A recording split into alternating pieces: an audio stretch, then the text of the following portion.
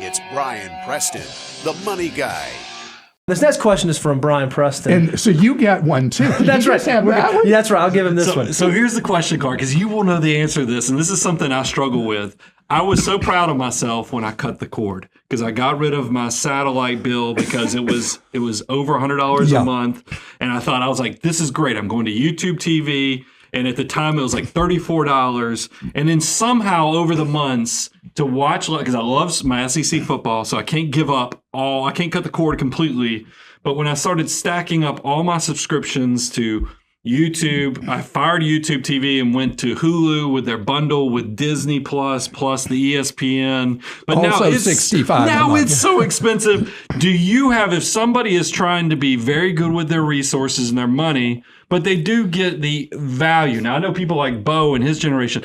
You don't watch TV. No, I mean, maybe I'm old enough that I still enjoy everything's TV. on demand for you, right? That's Bo? right. We Everything's stream on everything. demand, and so this is a generation gap. It is. between the I two know of that you. it's different. So what advice, because I know you've done the research and you can go to Clark.com and I know you publish this stuff, but give us the kind of cliff notes if somebody is trying to have traditional TV and maybe some DVR type things where they can record. Because this market seems to be changing all the time. Yeah, but it seems to be settling down. We went through the pioneer stage with everybody putting things out, losing money on them. Like Google lost a fortune on YouTube TV at 35. Yeah. And they've raised it to the point where it's now at least not losing a money at 65.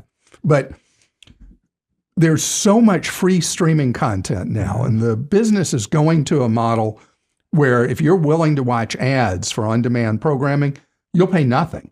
Okay.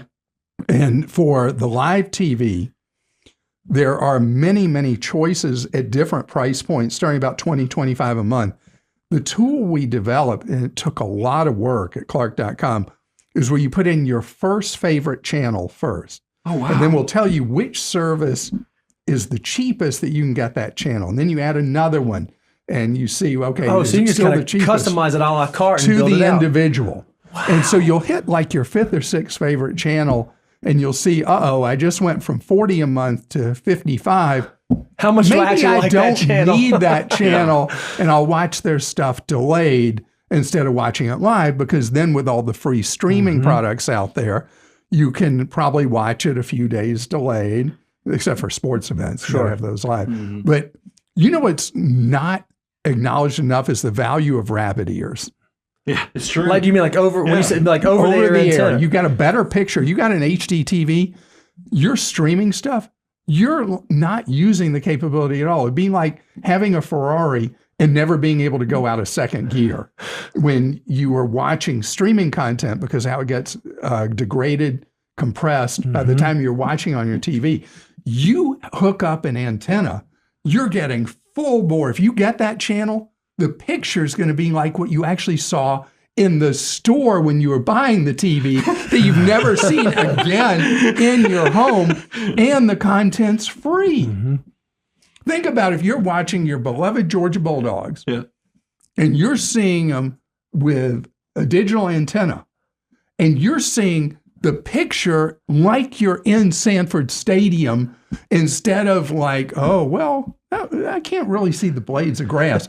You watch with that antenna, you're going to see the blades of grass or the AstroTurf, depending on the stadium. So let me ask a clarifying question on that, because this is going to show my age a little bit. I was one of the early adopters of TiVo, and I had over-the-air antenna, and it would save the shows on the DV. Essentially, the TiVo would save.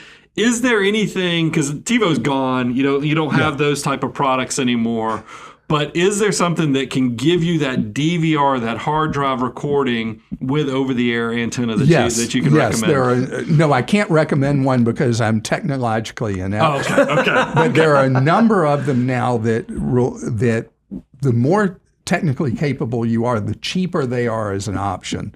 And there are programming guides you can get that are free to look at, and you can tie them into recording on a hard drive you have. Think about what an external hard drive costs now, like so nothing. cheap. Yeah, so you can buy turnkey solutions that you're typically going to pay some money for, or you can, if you're technically capable, you can do these things that other people are doing. You look on YouTube, you'll see videos of how people do it, where they're able to record what they want and watch when they want of live TV being broadcast over an antenna. That's great.